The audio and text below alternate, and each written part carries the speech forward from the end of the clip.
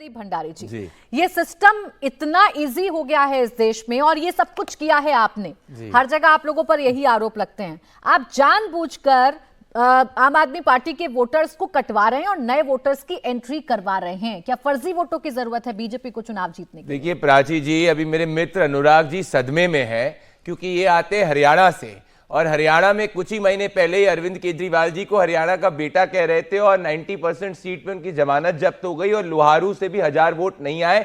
वहां पे भी इन्होंने यही नैरेटिव आगे बढ़ाने का प्रयास किया था और हरियाणा की जनता ने इनको मुंहतोड़ जवाब दिया। मैं कह रहा हूं कि भाई अरविंद केजरीवाल को तो अनुराग ढांडा मानेंगे कि नहीं मानेंगे प्राची जी? 2015 में आम आदमी पार्टी के अरविंद केजरीवाल ने इलेक्शन कमीशन को यह लेटर लिखा था कि भाई 8 लाख दिल्ली में फर्जी वोटर है। तो क्या अरविंद केजरीवाल 2015 में झूठ बोल रहे थे कि दिल्ली के अंदर फर्जी वोटर है? Point number 1।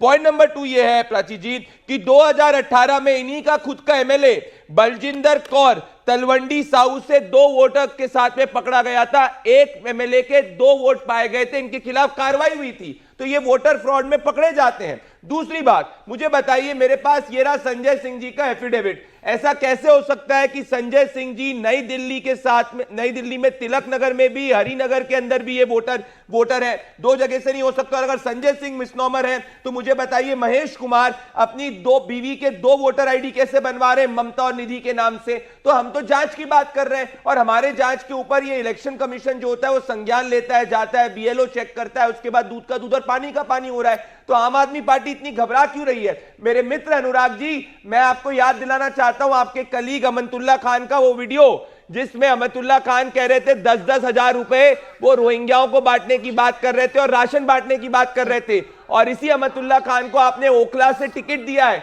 अगर आप रोहिंग्या के मुद्दे पे सीरियस होते तो इनको टिकट नहीं देते। तो प्राची जी मुझे बताइए कि अगर हम इलेक्शन कमीशन के सामने कुछ तथ्य रख रहे हैं, अरविंद केजरीवाल 2015 में वही बात करें तो वो सही, अगर हम ये बात 2024 में करें तो आपकी बातों से भी 2 बात निकलकर सामने आ रही है ना। आप भी तो यही कह रहे हैं जो अनुराग ढांडा जी कह रहे हैं कि इतना आसान हो गया है हमारा जो इलेक्शन की प्रक्रिया है कि आप मनमाने तरीके से वोटर लिस्ट में फेरबदल करवा सकते हैं या मनमाने तरीके से वोटर्स को घटा बढ़ा सकते हैं। क्या इतना वीक है हमारा ये तंत्र? दूसरा, बांग्लादेश रोहिंग्याओं पर प्राची जी सर वो यहाँ आए तो जिम्मेदारी किसकी है? 10 सालों से किसकी सरकार है केंद्र में? जी हमारी जिम्मेदारी है, तभी जाके वोटर्स जो फर्जी रोहिंग्या है पकड़े जा रहे हैं। हर दिन दिल्ली पुलिस जो है, मैं आपको डेटा बताऊंगा, 13 दिसंबर को 1000 से अधिक बांग्लादेशियों को, 2 से अधिक बांग्लादेशी नागरिकों को गिरफ्तार करा गया फर्जी वोटर रैकेट में। 22 दिसंबर 2024 को 175 फर्जी रोहिंग्याओं को गिरफ्तार किया गया। 24 दिसंबर 2024 को फेक वोटर आईडी का रैकेट पकड़ा गया। 28 दिसंबर 2024 को एक और रैकेट पकड़ा गया। 29 दिसंबर को पकड़ा गया। 30 दिसंबर को पकड़ा गया। पहले मैं वापस से कह रहा हूं प्राची जी, अनुराग ढांडा ने क्यों दिया अमतुल्ला खान को टिकट जो रोहिंग्याओं को बैक कर रहे हैं? ठीक है, फिर तो हरदीप पुरी साहब का पोस्ट भी याद आ जाएगा। उसके 2 घंटे बाद में हरदीप पुरी जी ने क्लैरिफिकेशन ट्वीट दिया था कि जो एमएचए का स्टैंड है वही ऑफिशियल स्टैंड है। चलिए ठीक, उसके बाद आपसे ये भी पूछा जाएगा कि चुनावों से ठीक पहले ड्राइव आपको याद आ रही है, चुनावों से ठीक पहले ही आप रोहिंग्याओं को ढूंढना चाहते हैं। 10 सालों से केंद्र में है, ढूंढते ना आप दिल्ली में। जी हम तो इसका परमानेंट सोल्यूशन चाह रहे थे, पर मेरे मित्र अनुराग जी तो एनआरसी को सपोर्ट नहीं कर रहे थे। मेरे मित्र तहसीन जी तो एनआरसी को सपोर्ट नहीं कर रहे थे। ये तो सीए में रोहिंग्या चाह रहे थे। चलिए छोटा जवाब, सीए में रोहिंग्या चाह रहे हैं वो कैसे आगे बात करेंगे? अनुराग जी बहुत छोटा सा जवाब दीजिएगा। भाई वेरिफिकेशन करवाना चाहती है भारतीय जनता पार्टी, उनका अधिकार है, चुनाव आयोग पर ट्रस्ट है। कम से कम आपकी तरह ये तो नहीं कह रहे कि चुनाव आयोग एक तरफा कार्रवाई करता है। देखिए मैं बिल्कुल छोटा सा जवाब दूंगा। आज प्रदीप भाई जो हैं वो मुद्दा ऐसा फंस गया है कि ये फॉर्म में नहीं है, इनको समझ नहीं आ रहा है कि ये बोले क्या। हरदीप पुरी जी को मंत्री क्यों बनाया जब वो रोहिंग्या को बसाने की बात कर रहे थे? तो इनको ये बताना चाहिए स्पष्ट तौर पे।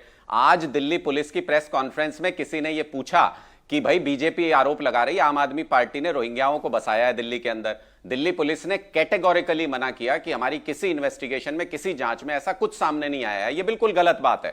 तो बीजेपी का आरोप तो फर्जी है, इनकी अपनी पुलिस कह रही है। तो इसका मतलब अब अगली कार्रवाई क्या होनी चाहिए? हरदीप पुरी जी को गिरफ्तार करके ये पूछना चाहिए। अरे अनुराग जी कितना झूठ बोलेंगे मेरे भाई। उसी दिन हरदीप जी ने क्लैरिफिकेशन दे दिया था और ये रहा, मैंने ये रहा, 5 को पकड़ा, आज 2 को पकड़ा, 4 को पकड़ा। अरे हरदीप पुरी जी हजारों लोगों को फंसाना चाहते थे, आप उनसे पूछिए, बाहर करिए उन मैं लोगों को। हरदीप पुरी जी से क्यों नहीं निवेदन कर रहे करना उनको चाहता बाहर? हूं कि आप ये पे क्या मानहानि ड्रामा का है कि आरोप दो तो को आज आपका गिरफ्तार केस किया, ठोके, चार को कल क्योंकि गिरफ्तार 17 अगस्त किया। दिल्ली 2022 पुलिस को आपके इन्होंने पास है, 10 क्लैरिफाई सालों कर से। दिया था, पहले एक भी गिरफ्तार रोहिंग्या कर को लेते, पहले एक क्यों भी नहीं फ्लैट पकड़ा? नहीं दिया गया, उन पे 2024 झूठ में मत ये दो बोलिए। पकड़े।